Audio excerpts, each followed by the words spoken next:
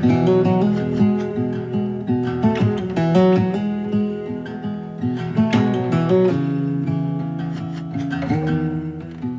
third thing that we'll talk about to do with sleep and building brain is very akin to sleep, and it's actually relaxation, meditation, reflection. So we go into something called daydreaming mode, which is our natural default mode. And the brain is able to release from being pushed into doing a task, going down the rabbit hole of a specific thing. And instead, it starts to be able to reach across and make, again, quite different connections. Because the way our brain holds information is not neat. It's disparate, it's all over the place. So what your brain starts to do, it knows where it is. So when you're trying to think of something, and then you get to the stage where you think, and you sit back and you look out of the window for a minute, and then you go, that was it, or that's the word.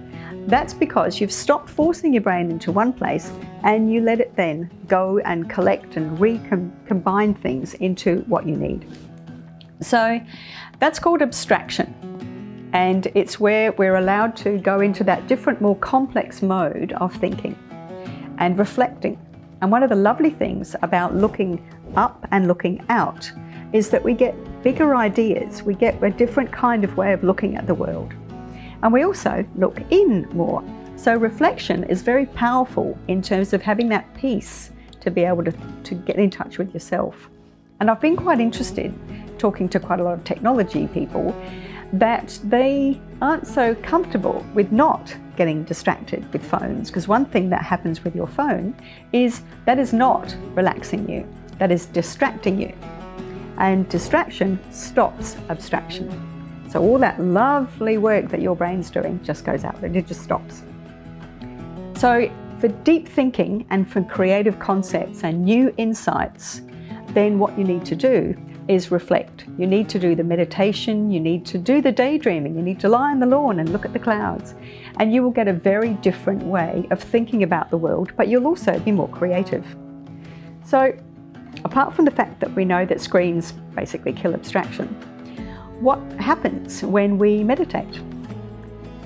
We're able to focus differently, and we're able to look at our emotional balance better. So mindfulness, focusing attention, gaining compassion, lots of those things happen when we're in a meditative state, or when we're in a daydreaming state, or when we're taking the time to just allow what's happening to come to us, and we sit with it and we think about it.